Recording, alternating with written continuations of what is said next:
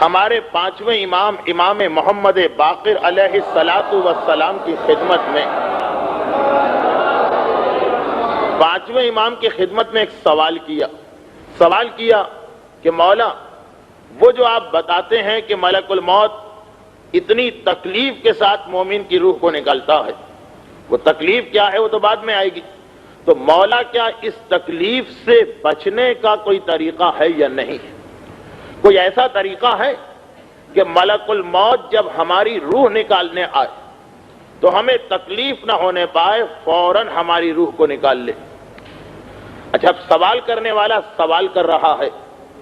امام کے پاس جو دوسرے لوگ بیٹھے انہوں نے دل میں سوچا کہ اس نے کیسا بے وقوفی کا سوال کیا ہے، بھلا یہ کیسے ممکن ہے؟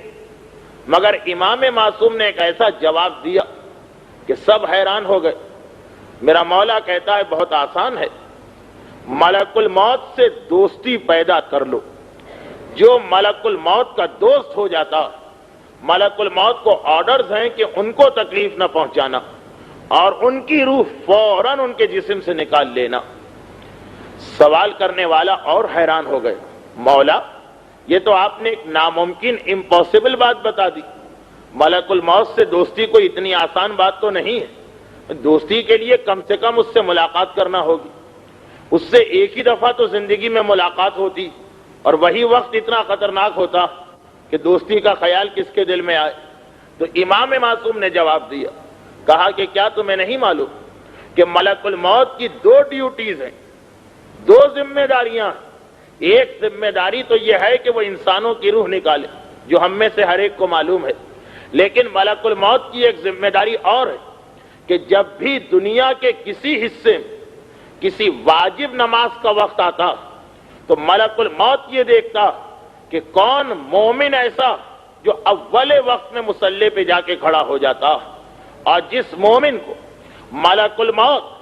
40 مرتبہ یعنی 40 مسلسل نمازیں جس میں بیچ میں کوئی گیپ نہ آنے پائے، کوئی بریک نہ پڑنے پائے، جس مومن کو ملک الموت 40 مرتبہ مسلسل اول وقت میں مصلی پہ دیکھ لیتا، ملک الموت خود بخود اسے اپنا دوست بنا لیتا۔ اب اس آدمی کو نہیں پتا، اس مومن کو نہیں معلوم، لیکن ملک الموت کے لیے خدا نے لازم کیا،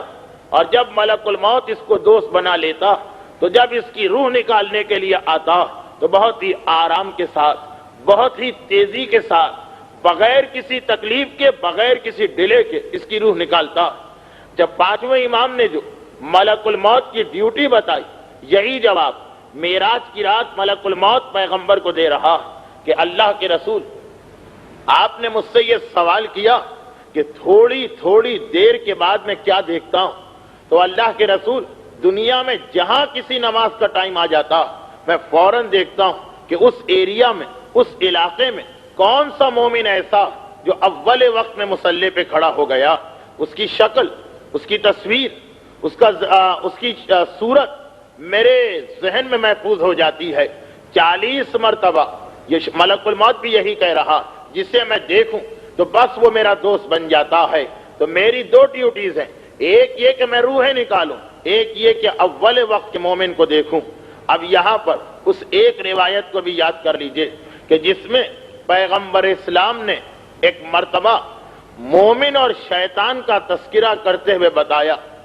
کہ شیطان کا کام یہ ہے، شیطان کی عادت یہ ہے کہ وہ ہر کام میں جلدی کرتا، لیکن مومن ہر کام سوچ سمجھ کے کرتا۔ البتہ 5 کام ایسے، 5 چیزیں ایسی کہ جس کو مومن جتنے جلد ممکن ہے انجام دیتا، 5 چیزوں میں مومن جلدی کرتا، باقی ہر کام ٹھہر کر سوچ سمجھ کے آرام آرام سے انجام دیتا، سوائے 5 کاموں کے۔ تو مومن کی پہچان یہ کہ 5 چیزوں میں وہ بہت تیزی کے ساتھ اپنی ذمہ داری یا ڈیوٹی کو انجام دیتا، اور ان 5 چیزوں میں سب سے پہلا پیغمبر نے نماز ہی کا تذکرہ کیا کہ جو مومن حقیقی مومن ہے اس کی پہلی پہچان یہ ہے کہ نماز بہت جلدی پڑھتا، دوسری پہچان یہ ہے کہ وہ جنازہ بہت جلد اٹھاتا، جنازے کے اٹھانے میں ڈیلے نہیں کرتا، تیسری چیز یہ جو تیسری چیز ہے یہ انشاءاللہ ہماری بات کی کسی تقاریر میں اور ڈیٹیل کے ساتھ آئے گی کہ اپنی بیٹی کی شادی بہت جلد کرتا، بغیر کسی شرعی ریزن کے بیٹی کی شادی میں تاخیر نہیں کرتا، ڈیلے نہیں کرتا۔ چوتھی چیز یہ کہ قرضے کے ادا کرنے میں مومن سے زیادہ فاسٹ کوئی ہو ہی نہیں سکتا۔ اور پانچویں چیز یہ کہ جب وعدہ کر لے تو وعدے کو پورا کرنے میں مومن سے زیادہ جلدی کوئی نہیں کرے گا۔ مومن کی پہچان یہ کہ نماز میں، جنازہ اٹھانے میں، بیٹی کی شادی میں، قرضہ ادا کرنے میں اور اپنے وعدے کو پورا کرنے میں مومن تیز ہوتا۔ اور انہی 5 مقامات پر جو شیطان ہے وہ بہت ہی سلو ہوتا، بہت ہی دیر کرتا۔ کوشش یہ ہوتی ہے کہ ان چیزوں سے جان بچ جائے۔